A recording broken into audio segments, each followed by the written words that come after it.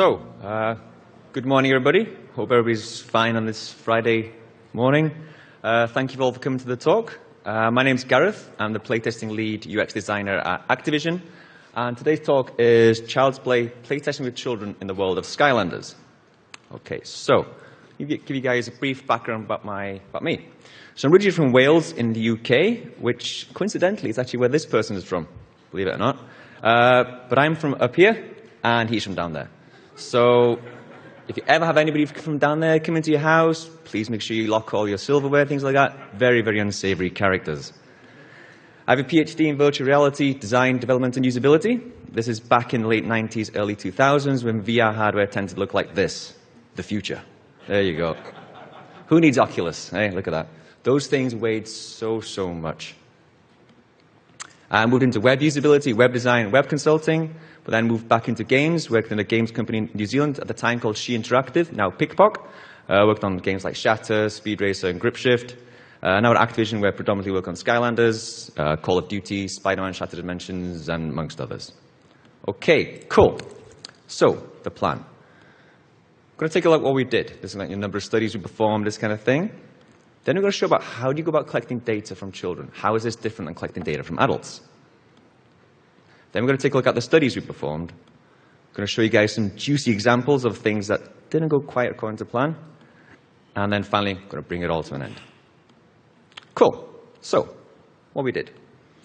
For Swap Force, ran a total of 65 studies. So this included things such as on the Xbox 360, the Wii, the Wii U, and the 3DS. With children, we run with groups of 4 to 6 children. Now, 4 to 6 is actually a good, manageable number. Anything more, and you start needing extra moderators, extra logistics, because don't forget, these are kids. So kids tend to drink a lot of soda, run around, bathroom breaks, chaos ensues. But also, anything more than 6, and you start repeating data. So 4 to 6 is a good, manageable number. The age ranges. So Skylanders is targeted age range of 6 to 11. So obviously, we've predominantly focused on that. What we also tend to do is also bring kids in who maybe a little bit younger, a little bit older, just to sort of get their perspective on things too. Always mix the genders. Very, very important. We don't just cater for the boys, because Skylanders is predominantly a boy game. We need to make sure it also appeals to the girls as well. A mixture of gaming preferences. Okay, so Skylanders is, you could call it an action RPG adventure game. So there's a tendency for people just to focus on those kind of players. But what I tend to do, I tend to sometimes bring people in who are outside of that genre. So I tend to bring people in, for example, only like driving games, only like puzzle games, because they often have a very, very unique perspective on things. For those kids who often play just the RPG action-adventure, if we have a problem in the game, chances are they've encountered it before, and they sort of know ways around it. But kids who are very, very new to the genre will always look around things and always come up with different problems. And also then a mixture of obviously Skylanders and non-Skylanders players, because we cannot assume that people will always play Skylanders. There are always new kids in. If you take, for example, kids who were 4 when the first Skylanders game came out, they're now 7. So we're always having new people coming in. And obviously we need to make sure that people who play Skylanders are, that they still enjoy the game. So, wrong way. Let's take a look at age ranges. So when you have adult games, Call of Duty, Battlefield, this kind of thing, for example, we develop for one audience. We're developing for the mature audience. And from this, we can actually make a lot of assumptions. We assume the audience can read. What we'd hope that the audience can read. I'm sure we've all been trash-talked by somebody of maybe a younger generation on Xbox Live, for example. But we assume that this audience is old enough and they can read. Problem-solving skills. We assume that this older audience has good problem-solving skills. They understand how to come to problems, how to maybe solve them. Probably played the game type before. Again, these are all assumptions. Don't forget, these are just assumptions. But we can assume maybe that they've played the game type before, they're familiar with things, especially with familiarity with controls. Driving games, FPS games. They tend to have very, very similar control schemes. So we assume that they're familiar with the controls and so forth. But how are children so different? What makes kids so different? Well, firstly, when developing for ages 6 to 11, this is actually almost like developing for 6 different target audiences. And this makes things really, really difficult for us. Firstly, The difference between a 6 and an 8-year-old alone is phenomenal. It's only 2 years. When we tend to, for us, think, oh, it's only 2 years, it can't be that much difference. The difference is huge. Again, reading abilities. 6 and 8-year-olds, very, very different. 6-year-olds may read slower, may not be able to read at all, unfortunately. But 8-year-olds, they're able to read faster and they're able to read more text. Puzzle solving, the difference between a 6-year-old and an 8-year-old to solve puzzles, very, very different. Controller dexterity. Now, this is something that's, sort of people don't tend to realize, but the difference between a 6-year-old and an 8-year-old's hand size is quite large. Those extra few millimeters size for a kid, we need to make sure that a 6-year-old can pick up the controller, the button combos in the right order, that they're able to reach all the buttons. Start drawing from the real world. Now, this is a big thing because as the kids get older, they start seeing things in the real world that they then apply to the games. So we need to make sure that, that any sort of metaphors that we use in the game are understandable by all ages. Potentially the first game or console they've ever played. Now, this, again, we assume, sometimes we'll say, oh, yeah, kids know how to jump in games. No, that's not true. A 6-year-old may have a console for the first time at Christmas, may pop in a game, which just might happen to be Skylanders Swap Force. But we need to make sure that that kid can pick up the game and play straight away. We need to make sure that they're aware of how to play the game. But how do children think? Now, as a parent, and I'm sure there's parents out here as well, if anybody can answer this to us, we would be eternally grateful. We'd be absolutely grateful. But I wanted to get at least a basic understanding of how kids think. So maybe I can use this learning to sort of apply it to our studies and also apply it to any problems encountered. So I came up with a very, very simple experiment to get some insight into how children of different ages viewed the world. And let's just say I learned a lot. So this is the experiment. I took this picture of, you see this sign on a wash basin, and it's basically showing people how to use the tap. And I wanted to ask, what do children think this is? Which I also want to say, I think it's strange that we actually need this sign to begin with to show us how to use taps. It's, the world's going strange. The responses were awesome. They had amazing responses from these kids. 6-year-olds. Cool. Laser beams, which you can see, come from the tap, light up your hand, and water comes out. So the kids, straight away, it doesn't matter about the hand, doesn't matter about water, doesn't matter about anything else. They were focusing only on the laser beams. And I don't know about you, but that sounds cool. I want to wash my hands there, laser beams, and my hands are glowing. It would be awesome. Come on. That'd be great. 8-year-olds. You kind of move your hands up and down, and water comes out. Okay, it's a little bit of a gap here. We sort of jumped a little bit now. 9-year-olds. Invisible beams wait until your hands pass across them, and this makes the water come out. Okay. 11-year-olds. Infrared beams wait until your hand pass and break the beam. The water comes out then. Okay, let's do a quick recap on this one here. 6-year-olds. Laser beams. Very, very literal.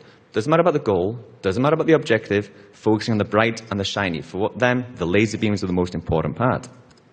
Now, 8-year-olds, now they're starting to focus on the hand movements, starting to focus on part of the goals, on the objective. The objective is obviously to wash their hands. 9-year-olds, invisible beams you break with hands. So again, now they're focusing on more of another step, focusing on an action and a goal to actually get to the objective, which the 11-year-olds obviously get because infrared beams break and you get to wash your hands. So we've gone from simply focusing on the bright, the shiny, the doesn't really matter, all the way up to the goals and the objects and the object of completion. So therefore, children of different ages think very, very differently. And they have extremely individual views of the world, very, very different views of the world.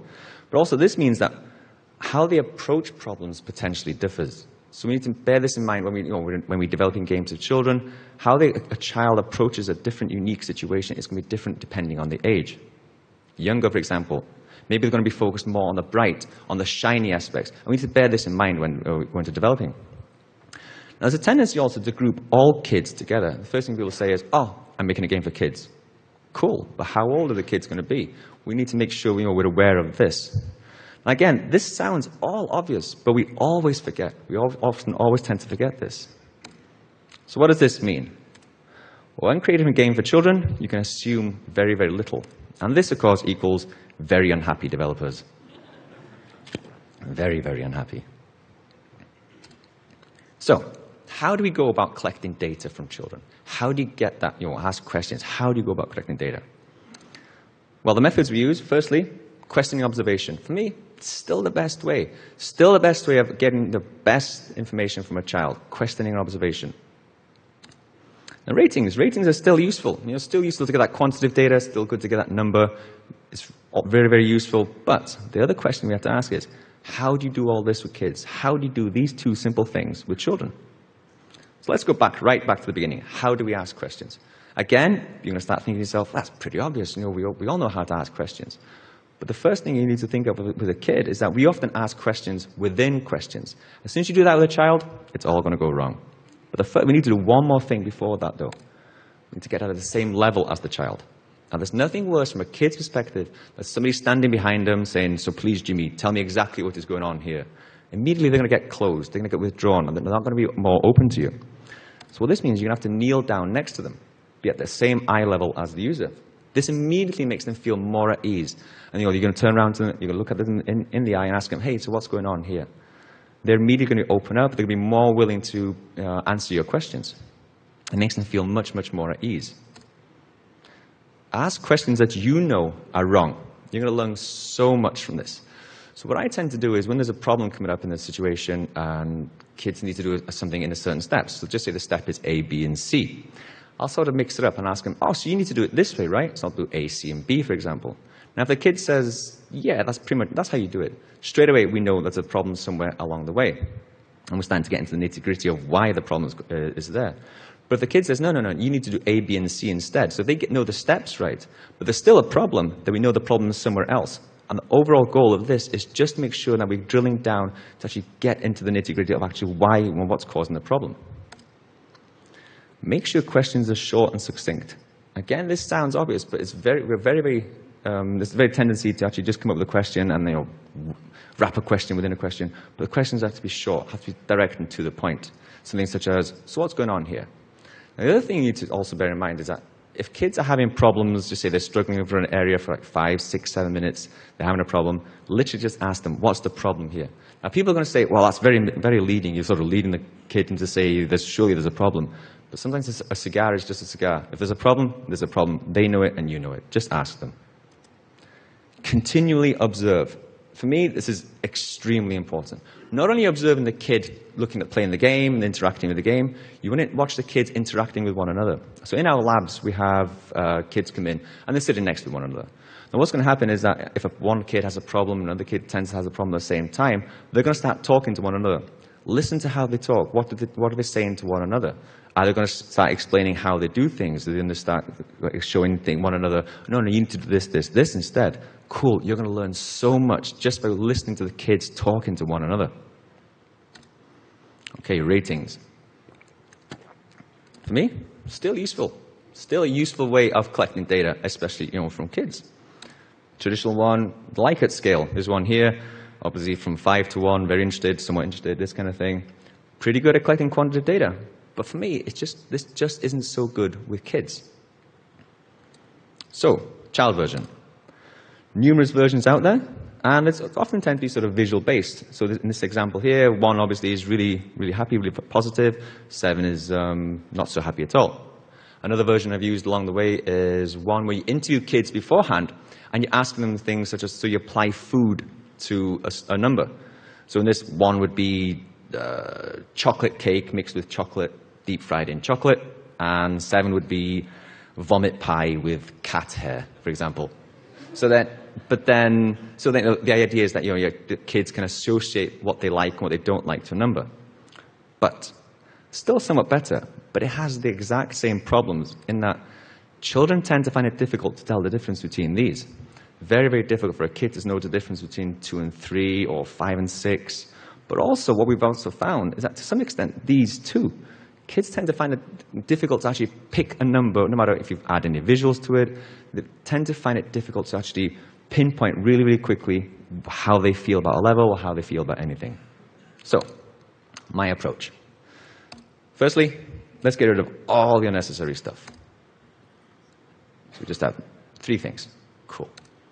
Numbers only. Sure, visuals cool, but kids, a number is just as good as any sort of visual, and it's quick. But then especially when you apply the third one, when you add kid-friendly language. So in this instance, 1 would be really cool, 2 is kind of okay, 3, I really didn't like it. Or 1 could be awesome, 3 is, it sucks. Anything like that. But a kid immediately knows, understands exactly what this would be then. So, how does this help? Well, firstly, you're actually getting user focused with the starting point. So when we would ask them about, what did you think of this level? What do you think of this character? When they say it was kind of okay, straight away the user they didn't have to think about a number. They just saw these 3 numbers in front of them and they were able to pick it straight away. Then you let them expand with the why section. So this allows them to sort of say whatever they want. At this point, they're going to ramble. The kids are going to go weird here. They're going to go from A to B, quickly jump to Q, back to H, and so forth. But then you always have this focal point. You've got this one focus point. You have this thing at the start, where they said it was kind of okay. You can start bringing them back into this point. So, the studies. What studies did we do in Swap Force? We did dedicated character studies, individual levels, which was focusing on everything such as co-op, all the PvP modes, and arena challenges, this kind of thing. And also we did the big progression studies, which I will explain later on. So, the character studies. With the character studies, users were only brought in to play with the characters, nothing else. We weren't looking at any sort of balancing, we weren't looking at level design, looking at anything else, just focusing on the characters. Now, the way it is, we split this up into 2. First part was concept only. So in this instance, we would show them a picture of the character, and then we would ask them, what do you think of this character? So very, very broad, very open. What do you think of this character initially? Then we'd ask them things such as, what gender do you think it is? Or what elemental alignments do you think this character is? And then we'd ask them, what do you think this character's primary attack is? What do you think his secondary attack? And if you were to upgrade him, what would be the upgrade? The whole idea is this, is that we wanted to see what their perception of the character was before they actually played it. Because when they played it, we wanted to see if their perceptions, if their expectations were met, or did they exceed it, or did they come below. Now, we ran predominantly with older ages at this point. Now, I know we said at the beginning, we ran with kids of 6 to 11. The problem is, when we brought in the younger kids to do this, they were so excited. Their responses were extremely over the top. An example was one where we brought him in, and they described, so what do you think this character is? Oh, he's got a big gun, he's going to be able to shoot whales from the gun, the whales are going to come up, they're going to open up the ground, there's going to be huge caverns and volcanoes and things like that. Cool, it's Gilgrunt, he's got a little harpoon, how does that sound? That's okay, that works too. But with older kids, they were able to articulate more. Older kids tend to be able to focus on the character, they can look at the backstory of the character. They can focus exactly on the attacks. But then we also focus on things such as the posture and what kind of personality that characters have. So when it came to the characters, older kids are slightly better than the younger ones. So, the character studies themselves. Originally, users played through the first part of a level. And in this level, instance, the level we used was one we called Barons 2. I'm just going to say straight away, this didn't work. So what we did was we assumed that we would set out a part of the level at the beginning, and then if they get to this part here, then they've experienced combat, they've experienced navigation, they've experienced jumping. The only thing is, though, absolute chaos ensued. Firstly, it took far too long. Because obviously we had maybe 4, 5, or 6 characters we wanted to get through, and ideally, maybe 5, 6, 7 minutes per character, but it was going into 10 minutes, 15 minutes, 20 minutes, because they were just far too interested in exploring the level. They saw some new treasure chest somewhere or some point, they think, oh, I can get over there, awesome, I've got to go there. And also, they died. Which isn't particularly good when you're looking at character studies. And ultimately, because of the chaos, it left me like this. It was horrendous. So, to make it better, what do we do to make it better?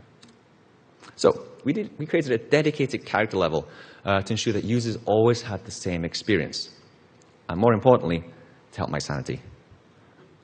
So example, navigation. So it was the same path from A to B. They had to click the same key, open the same doorway, and then always ended up in the same place.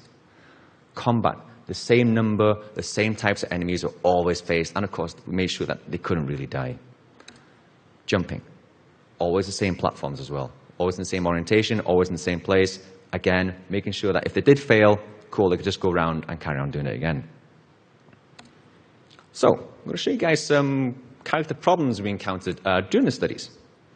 And the first one is a character called Rattle Shake. Rattle Shake is an undead snake who bounces around.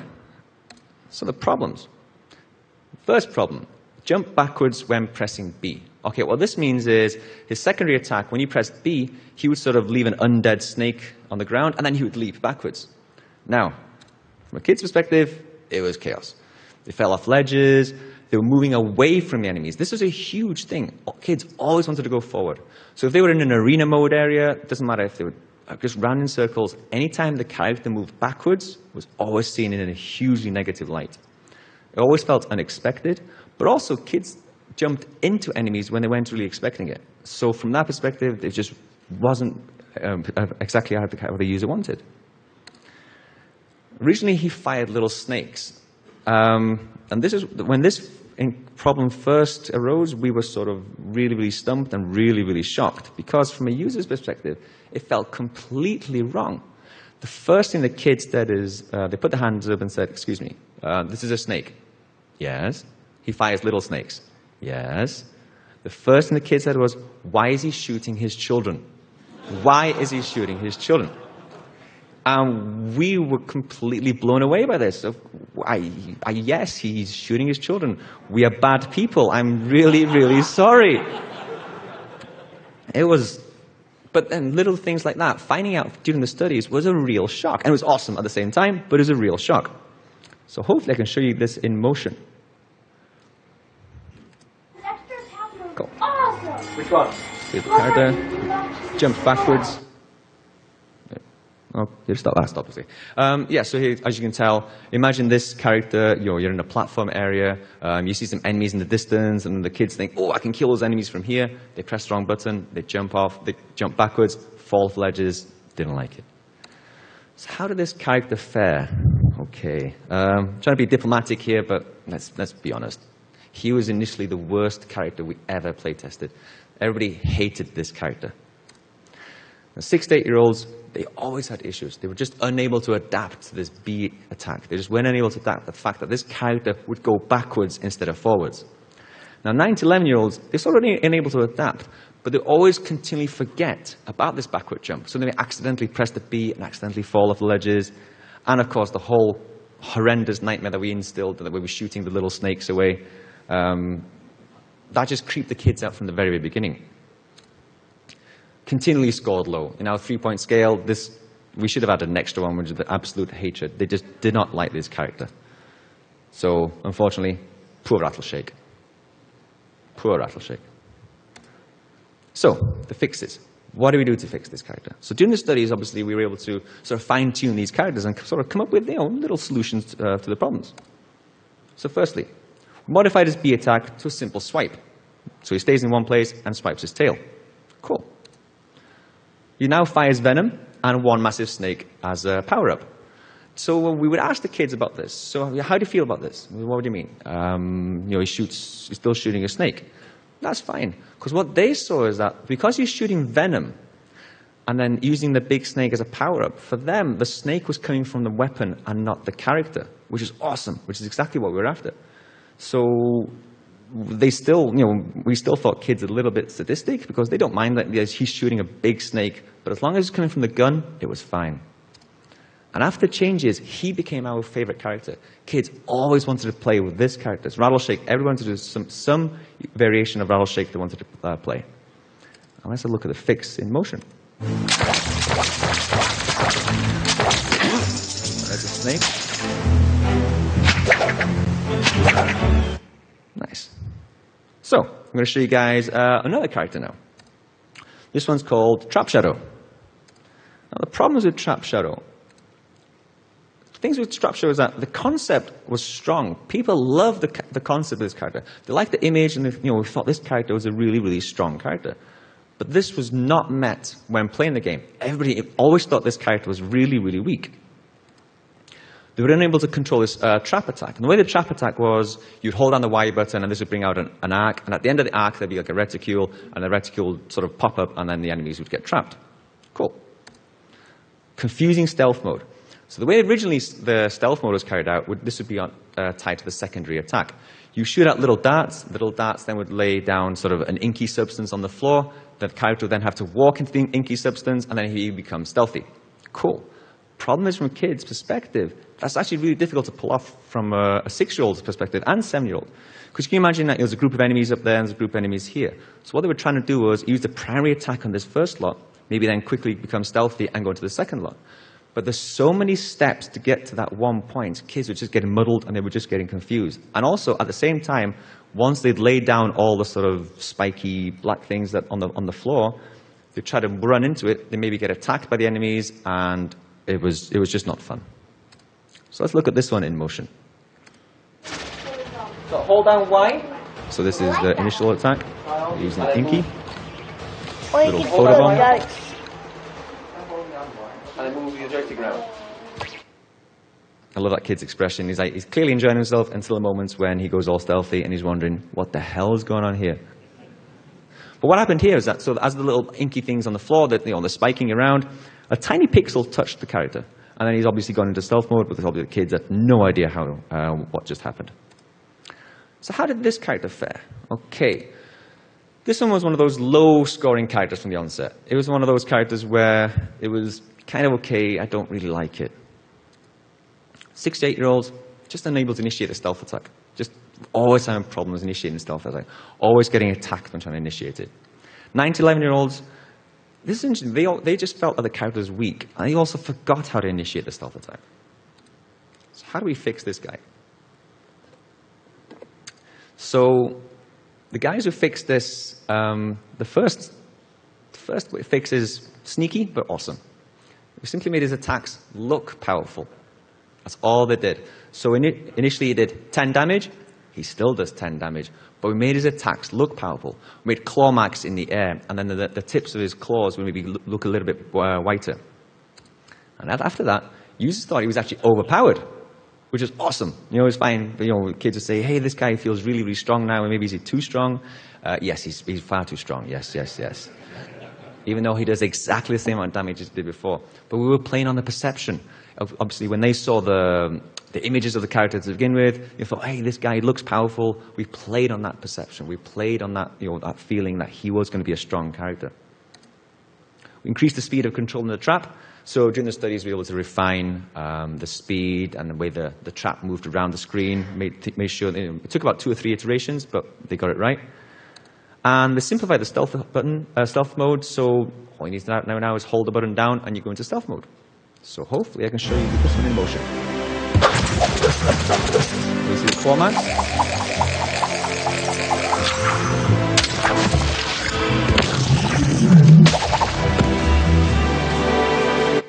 So much, much easier to carry out all the attacks. Much more, especially, we always have to bear in mind, these are kids we're talking about.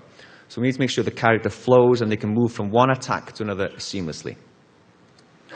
So what can we take from this? What can we take from these characters? Well, firstly, children never, ever, will ever play with characters the way we expect them to. No matter how much we want them to, no matter how much we think they will do this, no matter how much we want to try and push them a little bit, they will never, ever play with characters the way we expect them to. Different ages also use characters in an entirely different manner. Now, while obviously all the attacks have to be accessible, the way the younger kids tend to play the game is they tend to focus on the primary attack. They tend to focus on the simple attack to begin with.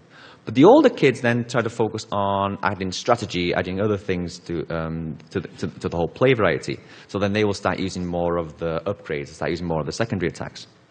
And also then these studies basically helped us refine the characters, helped us come up with the characters that the guys have today. So next, the level studies. Okay. So with level studies, we'd actually did 3 studies per level. So what we do, maybe we would have, say, 2 or 3 levels today. There'd be a write-up. The guys would have feedback the next day. This is awesome. This is great for quick iterative changes. Continuous feedback with the developers. This is basically me on the phone with them every other day. But there's one problem with the level studies. While we were able to look at all the levels and all the problems, this kind of thing, when looking at individual level studies, you sort of miss out on overall context. You sort of miss out on the overall goals.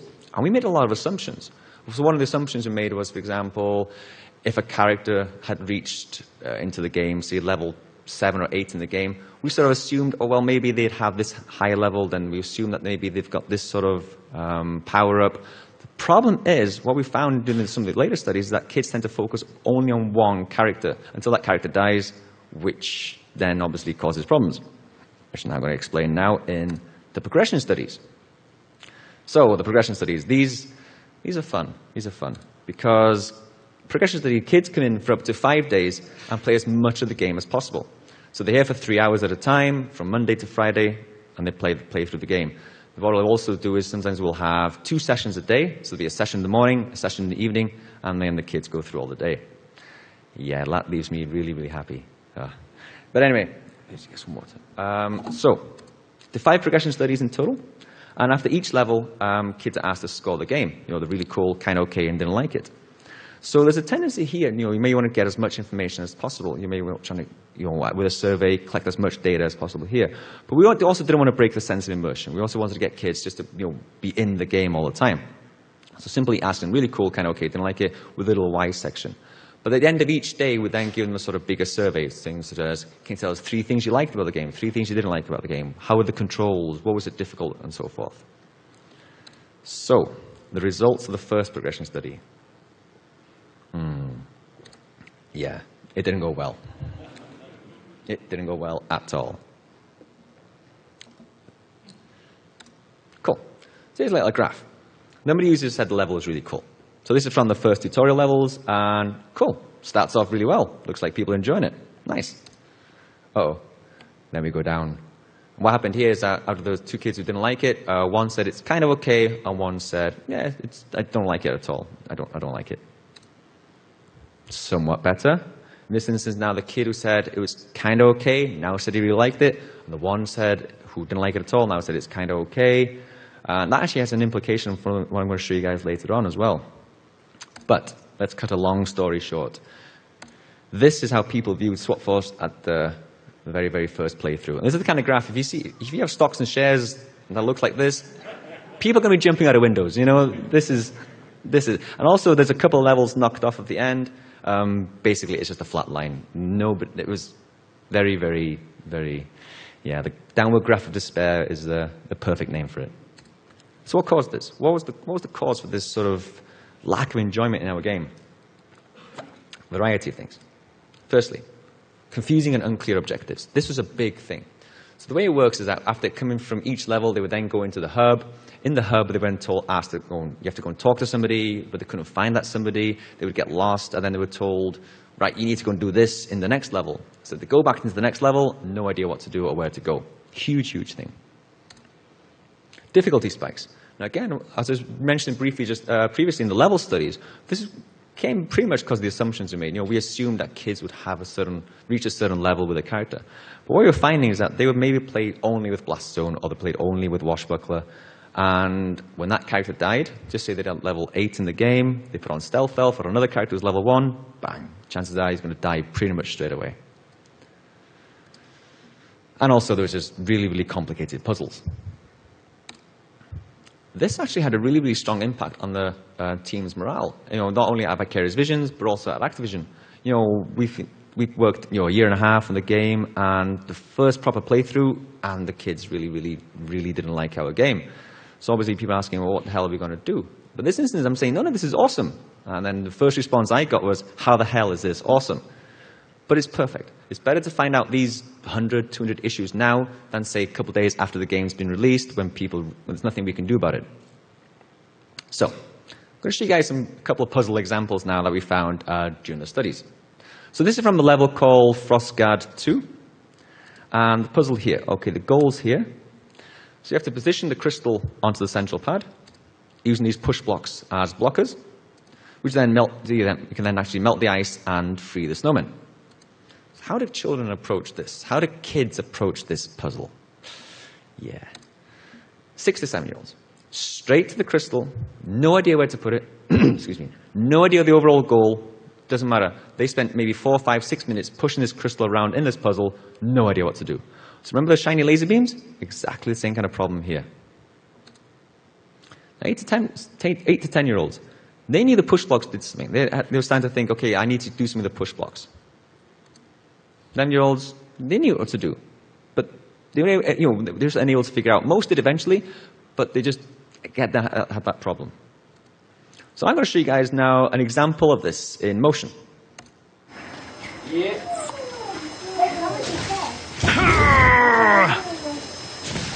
Yeah, so at this point, because he has no idea what he's doing, the puzzle can be solved. So puzzle is really, it's just solvable now. If he moves it up and then moves it to the right, it's done. What do you think you need to do with because he doesn't understand it. He doesn't actually realize this.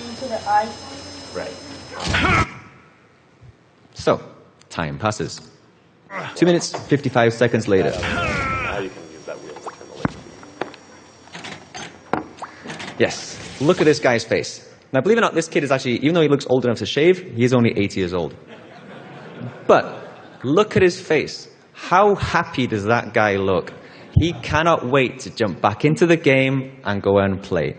Actually, and what happened here at this point, because he needed help and all that, as did everybody else, he literally put his hand up and said, "Can I go home?" And we said, "No. You have to stay. We're feeding you pizza. You stay and eat." Yes, but look at his face. He cannot. He is so bored, so frustrated, so annoyed. He just wanted to put the game down, which is not good. So the problem: unclear overall goal. They had no idea what they had to do at this point. Unclear immediate objectives. So sure, they knew they had to do some of the crystal, but then didn't realize they have to use the push blocks to stop the crystal to get into the puzzle. And of course, this led to a hugely confusing path to completion. So the average time to complete this puzzle, when I say to complete, with our help and this kind of thing, took 2 minutes and 43 seconds. Now, from a kid's perspective, this is far, far, far too long to be stuck in one puzzle doing the same thing over and over again. So what I'm going to give you guys now is, I'm going to give you guys a scene from this puzzle of me questioning the kid. So this is after approximately 2 minutes of failing. Okay, so what's going on here? It's a nice, short, succinct question. 7-year-old, I need to put the crystal somewhere. Okay, where do you need to put it? Now, bear in mind, these are LA kids. I sometimes expect them to tell me exactly where the crystal should go. Oh, yeah. 7-year-old, I have no idea. So there's a tendency now to sort of jump in and continuously ask questions at this point. But it's important to listen to the tone of the child and know when to push and know when to back off. Because there's nothing worse than, the kid's already frustrated, already annoyed, and to just continuously push them about this one point. So in this instance, I sort of made a mental note, wrote something down, and then sort of skipped to the next part, which was, okay, just say you did get into the right place, what does it need to do? Because I need them to try and understand if they at least understand the goals here. Hit something. I don't know. Can you show me? So, we failed the user here. At this point, we failed the user. It's high frustration, not the good kind, not the kind where they understand the problem, they understand, I know how to do this, and I want to carry on. No, not the good kind at all. Doesn't care about the puzzle. Doesn't really care. Has no enjoyment in the puzzle, which means there's no enjoyment in the game at all. And at this point, the game breaks, and we essentially lost the user. At this point, the kid's going to put the controller down and do something else, like go outside, which is bad. Don't go outside. Play Skylanders, yeah. So, what's the problem here? Okay. Firstly, this control, it's too far from the puzzle. There's a strong disconnect.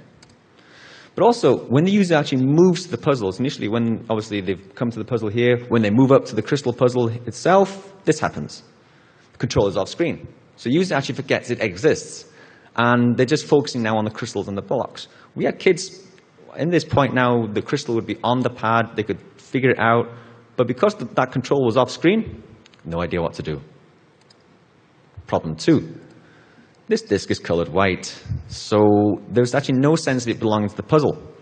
So what would happen at this point is that this control thing at the bottom left would be the first thing they came to. So they would press this. And because the disc was colored white, they didn't actually see it rotate. So they had no idea this was part of the puzzle. Problem 3. The final objective is actually hidden. Believe it or not, there's actually snowmen hidden amongst the ice here. You just cannot see what's inside. Problem 4. Excuse me. No clear boundary. So in this instance here, if you look at the top left brick, from a kid's perspective, that could be pushed sort of pretty much anywhere. The arrow's pointing to the right, is pointing down, so they could push it maybe all the way, or the bottom right one could be pushed all the way up. And because of this, they weren't able to formulate that strategy. They were unable to plan ahead. They were unable to get to that. So if I move the crystal, the block to this point, I could then move the crystal here. They weren't able to do that. There's no planning involved in this puzzle. Right, before I show the solution, I'm going to show one more example. So this is from a level called Verdant. And up until now, users have been trained to follow this pipe. So they do. So if you follow the pipe, you get to the end of the pipe, you get to a water balloon, you fill up the water balloon with water, then you can put out the fires. Cool. So they do that up to this point. But they find this when they follow that pipe, which leads to this. Okay, in case we lose one we're here. I have more time.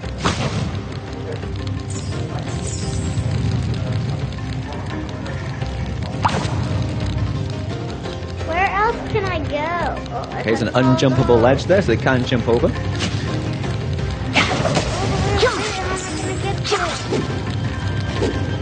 I believe they'll see the coin trail. How am I gonna get here? The coin trail there, hopefully you're trying to get people into, using them as a queue, and then also misses the final objective at the end, at the back. How do I get up? Oh, right here. Fire. She was awesome, this kid. She was great.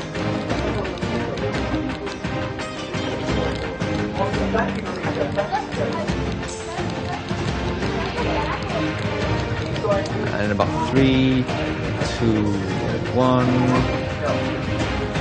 I don't know where to go. I don't know where to go. Now, trust me, when you have a room full of kids who come to the same part at the same time, experience the same problem, and they all pretty much do this, your soul dies a little bit. Your soul dies just that little bit each time.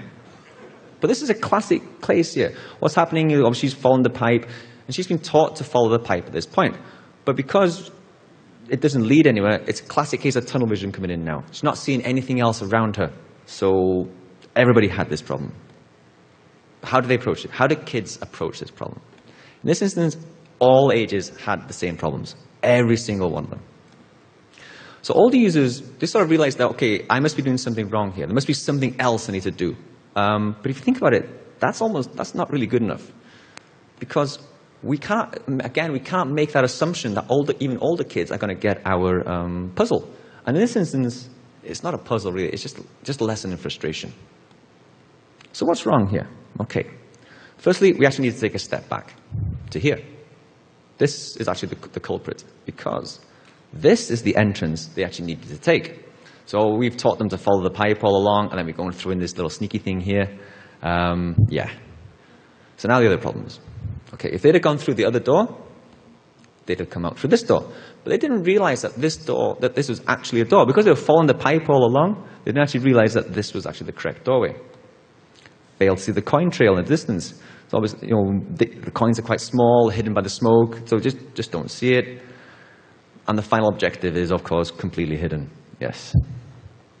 But also the camera's awkward, and the scene it's just really too dark. And there's another thing, especially with kids' games, is sure, it's all very well to show off, particles and this kind of thing. But if kids can't see the goal and the objective, then that just becomes a hindrance.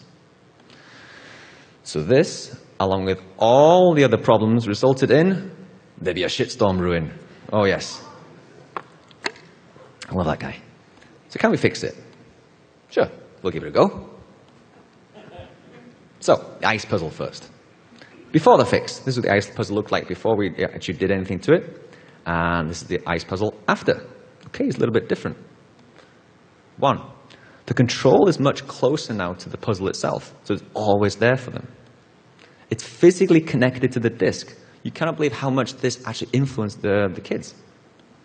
The disc is visible. Big win. Clearly defined boundaries.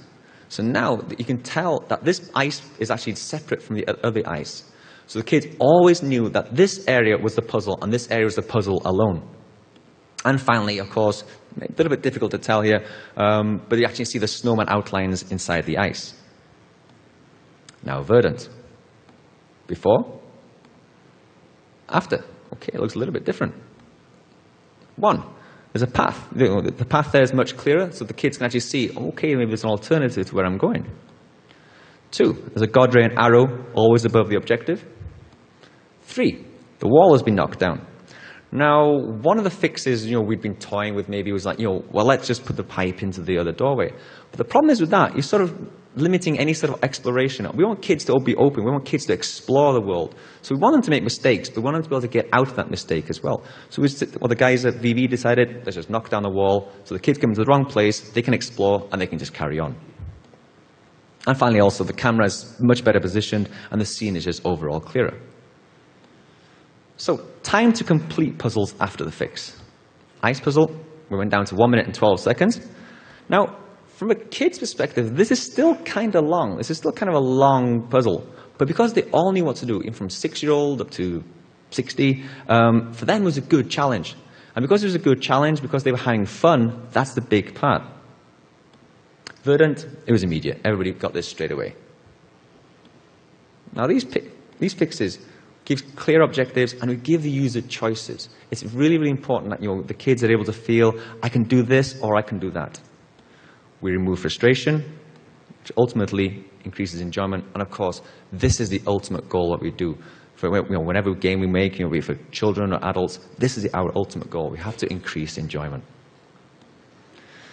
So, what did all this achieve?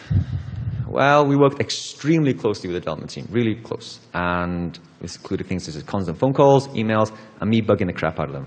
And I think there's some guys from VV here today. I'm sorry. I'm really, really sorry. You guys rock. You're awesome. So, with each progression study, enjoyment arose until we ended up with this, which I call the happy graph. Okay. So this is the oh crap study. What are we going to do?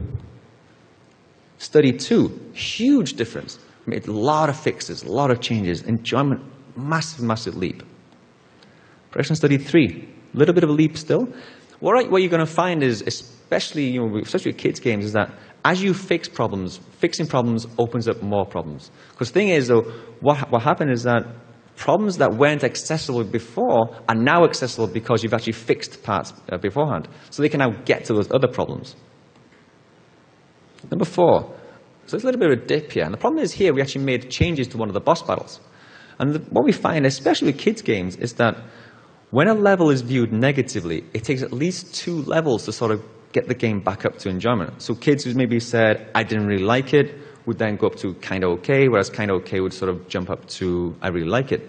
So the next level after the negative one could be the best level in the world.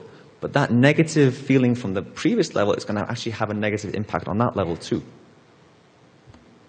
And of course the final one, which made us smile. So, after all this, after everything we looked at today, we looked at how to ask questions, how to gather data, we looked at some of the problems we found in playtesting with Swap Force. When should you playtest with children? When's the sort of optimal time to playtest your game? For me, as early as possible, as early as you can. Even earlier than adult games, especially earlier than adult games, because we cannot rely on assumptions. Because even the simplest puzzle could be too complicated or unfair. And of course, looking at all the time instances, the sooner we find the problems, the more time we have to fix the problems. Fix once, apply to all. So obviously, maybe you have, like I say, a benchmark level, and you'll come across loads of problems in the benchmark level. If you have a problem here, of course, then you can apply to all other levels during development. So we ran on very, very early builds. We ran on builds, there's no textures, there was collisions missing, there was objects missing, but don't worry about visuals, because there's a tendency for people to think, well, we can't really put it in front of the kids just yet, or put it in front of the adults just yet, because they might think, oh, the game doesn't look that good. Especially with games for kids, it doesn't matter. Kids can overlook these things. Children can actually overlook these problems, and they're fine. As long as you inform them beforehand, hey guys, look, this is a prototype, it's work in progress. You guys are pretty much the first people in the world to see it. They'll be fine. Kids overlook these problems. But actually, there are dangers to playtesting, though. I can imagine what you guys are thinking now is like, this guy's a playtesting guy, he's saying there's dangers to playtesting? Well, firstly, you can take the results as gospel. And what this means is you can overly rely on these results. And by doing this, people sometimes ignore other sources of feedback. Now for me, this is playtesting. Playtesting is a tiny, tiny cog in what I now call the development cow. Now there's a reason why I call it development cow. Is because when I was looking through Google, I was trying to do a Google search for like a complex machine, the cog in a complex machine, I actually came up with this image. This thing here. So now we all work in the development cow, okay? That's what we're all working in from now on. But we have all these other sources. We have art, we have production, we have audio. Notice where I put audio? On the ears? Come on. Playtesting and design. So everything all fits together. And it's very, very important that we balance it with all other feedback. Because just because users don't see an issue doesn't mean to say that there actually isn't one. Because how many children know a camera orientation could be incorrect, for example? Kids tend to find a way to deal with it. But maybe you have, like, your cinematographer might say, hey guys, look, the frame rate, the framing of this level's wrong, or you're not framing the path correctly. Well, somebody might just say, hey, well, the kids didn't have a problem, so there's clearly no problem. We need to make sure we balance all the playtesting feedback amongst all other sources of feedback. So, user issue, but sometimes not really. So what this means is that sometimes kids will comment on something that they think is a problem, simply because they may not just like it. Even though they were able to deal the problem, no problem, they were able to go through, they were able to kill the enemies, and they might just say, I didn't like that, I find it tough. Even might say, well, you took 5 seconds to do it, which is not that long. But again, you need to make things, make sure you weigh up your study results adequately, because 2 or 3 kids might just say it, sure, make a note of it, but it's very important to make sure, again, it's all balanced. So, let's bring this to a close. Playtesting with children is very different. Very, very different than playtesting with adults. As I just said, recommend doing it much, much earlier than for adult games. Simply because the only assumption we can make is that we cannot really assume anything, which technically is an assumption itself, but you're going to find so many much more problems with a kids game than you are with adult games. 6 to 8-year-olds often take things extremely literally, whereas 9 to 11-year-olds, they tend to have a stronger understanding of the world around them, and they can draw upon that experience. Things such as metaphors that we use in games, as dials, levers, switches, this kind of thing. Sure, it makes sense that all kids can understand these kind of things, but no, 9 to 11-year-olds have a sort of better understanding of this, and they draw upon that experience, real-world experience. Keep things simple when collecting data. Very, very simple. Make sure the questions are short. Make sure they're short and to the point. And using things such as ratings, nice 3-point scale, that's pretty much all you need when dealing with kids. There's nothing worse than you're asking a child, I want you to pick a number from 1 to 7, and kids are going to go, I don't know, this one. Just make sure it's nice, short, and to the point. Don't push. Observe and listen. This, possibly for me, actually, I should put this as number 1. This, for me, is probably the most important one. Don't push a child. They're just going to get withdrawn inside themselves. They're not going to bother answering your questions. You want a child to be open up and sort of trust you. And just by simply observing and listening to what the child says, not only the way they respond, but look at the body language. Listen to the tone of their voice. Very, very important. Ensure the game is fair with clear objectives. Okay, now we're sort of going into the sort of design discussion now. But just because it's a game for kids, you don't have to automatically make it easy. You don't have to just go what I've heard people say sometimes is, oh, we're making a game for kids. Cool. We'll just do this, and we'll just simply dumb it down. That's the wrong frame of mind to go in straight away. If you're making a game for kids, ensure it's got clear objectives, make sure it's fair. You can make Dark Souls for kids if you want, maybe a little bit over the top, but as long as they understand, you can make it challenging. I've seen kids being bored simply because the game is too easy. If the game is too easy, they're not going to have fun. Just as much they're not going to have fun if the game is too hard. Know your audience. Make sure you know that you're not just developing for kids. People are going to say, oh, cool, we're making a game for kids. What's the age range of the kids? Understand the children. Understand that between 6 and 8-year-olds, they're going to have different reading abilities, different cognitive abilities. Older kids maybe approach things differently. So finally, I want to give a huge shout out to the Vicarious Visions teams and Activision Skylanders PMG. Those guys had so much negative feedback from me, but they just went with it. It was awesome. Thank you guys so much. The end. Thank you for listening. Any questions?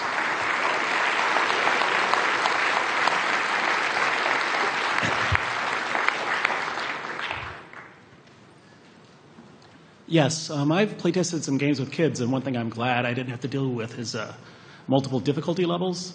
And I think from playing Skylanders with my 6-year-old, you guys have easy, right, normal, hard, which seems like that could make the test matrix even more complicated. And so I'm just wondering how you dealt with that, multiple difficulty levels. So we actually did studies only on, say, easy, only on medium, and only on hard levels. And, you know, again, when we did some of the progression studies outside of the ones I showed here, we actually made sure that the kids could actually, you know, we would find kids that say, only play games on easy, only play games on medium. And we would make sure, again, it's a lot of time, but we would make sure that, you know, that they could play through. The other thing we also did was, when you unlock Nightmare Mode, we also found kids who only play games on hard and sort of watch them and observe them as well. Because, again, it's really important to make sure that all difficulty levels are, you know, are playable. Yeah, I'd like to have your opinion on when we're making a kids game, kind of the difficulty you need to set the puzzle challenges and everything needs to be targeted to your target audience. But sometimes when you make it easy for kids, reviewers would tend to think that it's kind of boring and not challenging enough, and that could eventually influence the score. So what's your opinion on how to approach this and what level of difficulty you need to reach so that reviewers think it's still a cool game and kids can still play with it and have a good time? That's the exact same problem we've been having. And then ultimately what we came up with is that we're actually making the game for the kids, not the reviewers. Sure, you're sort of shooting yourself in the foot a little bit, but it's a very, very swings and roundabout thing in this instance because we're making the game for the kids. Now, sure, the review scores may have an impact because of that. You may think, oh man, this is completely easy. But if we make the game for the reviewers, then chances are it's going to be too difficult for the kids. So, yeah, unfortunately, we sort of make the game kids first, the reviewers much, much later. You talked a little bit about how you frame expectations for kids coming into a playtest so that they understand what to expect. How do you frame expectations for the parents? I don't know if they're in the room or in a separate observation room, but I imagine it's hard for them not to want to explain for their kid or try to help their kid when they get stuck. So they use this as a day crash sometimes. Essentially, they come in and here's my child, here's the NDA, I'm off, bye. So thankfully the kids, the parents aren't really there. But what we have done, we've actually done studies with parents as well. So we actually brought kids in. We want to see how kids interact the game with the parents. And sure, then we don't mind if the parent, if the kid turns to the parent and asks, how do you go about doing this? So one of our sort of pillars is we need to make sure that not only do the kid understands the game, but if they hand the control to the parent, we need to make sure that the parent can look at the screen and immediately tell what they can and can't do. So in this instance, yeah, we don't mind if the parent influences those dedicated studies, but the parents aren't there. No, they've run off. All right, they've gone. Yeah, so basically you said, we did the first test. It has been tremendous. We made some changes, and then we went through another session of tests. So the second session of tests, did you make it with the same children? No. With different children? Different children, yeah. And how can you be sure that your results are better independently from children? You know what I mean? Because children are different, so they react differently to what they see and play. How can you assume that it's children independent? So we have a sort of category of child. We want kids to sort of play these kind of games. We'll find out what difficulty they play on. Make sure that again, I completely agree. It's very, because the problem is if you bring kids in who have already experienced the game, then for them it's just going to be oh, I know what to do. Yeah. But we just need to hope, fingers crossed, touch wood, that we get the right sort of group of kids. And thankfully, because we always have to go through recruiters. So we go through recruiters, we tell them, these are the kind of children we're after. So hopefully, fingers crossed, we actually get the right. Yeah, and right probably child. with a broader user base, it is to remove that variable. Yeah, we nice user base. But yeah, I mean, again, that's the first problem. That's the first thing we ask ourselves. Well, is this going to be a different bunch of kids? Yes. But we need to make sure we get the same kind of kids. Yeah. Thank you. No problem. Oh. Thank you. I'm wondering how much time passes in between your playtests for the same level. Right. How long does it take the dev team to make a new version of it, make improvements, and then I guess you mentioned you don't test with the same kids to get their feedback again on it. You use a different batch of kids for that. What we do is when it comes to level studies, we tend to sometimes use the same kids. So maybe if they've done say level 1, 2, and 3 in order, it's sometimes unfair to throw new kids in at later levels. So we will bring kids in who have played the game before, but not those specific levels. At least then they have a sort of understanding of how the game works and this kind of thing. But then we will also bring new kids just to play individual levels. In regards to turnaround time, the way we work is I'll run a study. Say run a study on Tuesday. The dev team will have a report Wednesday morning, so the next day, and we're talking to them the same day, and then hopefully maybe we will either run another study 2 days later or whenever. But it's usually like a sort of machine that goes through. We'll be running studies almost every day. Yeah, the worst I think we've done is maybe 9 or 10 studies a week. Yeah. Nice, thank you. I'm wondering how you deal with designers that don't make changes based on your results. This is where first thing we have to do is we build up a trust and relationship with the team. And also, we try and balance it all. Like I say, we're balancing all feedback with all of the sources of information. And the way we work is I can't just go in and say, hey guys, you need to do this. We'll have discussions about it. I present to them the information and go, these are the problems. What do you guys think? We'll talk. We'll discuss about ways we can come up with solutions to the problem. Depending on time, this kind of thing. We'll prioritize stuff together.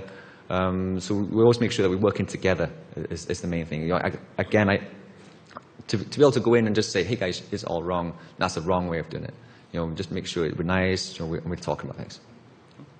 Cool. Hi. How do you deal with kids that tend to lie to your question? Do you push them around a bit, or how do you deal with them? Because you ask them, is the game too easy, and they have died like 100 times. They said, no, it's fine, and it's not too hard. That's when you have to sort of again, observing the kids. Mm-hmm. This is where if they're clearly lying, then you can usually tell. Yeah. But also, I've got a cattle prod, just zap them. But do you know why they tend to lie? Is it because they want to prove themselves that they're good at the game? Yeah, I mean, a lot of kids, they want to be sort of, make sure that they're, they don't come across as weak and stuff like that. But we sort of try and build up a relationship with the kids as well. We want the kids to show that we're having fun as much as they're having fun. And you usually find that kids tend to be a lot more open and honest as well as the time passes. And again, if the kids say, no, this is too easy, just call them out and say, look, you died 20 times here. Are you sure it's too easy? And then, again, being a kid, no matter how cocky they think they are, they'll soon be sort of brought back down. Again, be open and honest with them and just discuss it with them. It's cool. Hi, I have a nonprofit educational game studio, and I'm wondering if you have any practical advice for sourcing the right kind of kids. Like, how do you find them if you're not at Activision? Any ideas? Well, we go through a recruiter, and basically we have like a survey that they have to go through. So the kids would have to be of a certain age, they have to be of a certain experience, and that's the only, because it's very, very difficult, especially in the US, how to go about recruiting people, because obviously we want to give them incentives, we want to give them some, like money or pizza. You pay the kids directly? Yes, yeah, at the end of the study. But yeah, that's the only way we could do it is through a recruiter. I think that's the end, is that it? Yeah, cool. Thank you guys.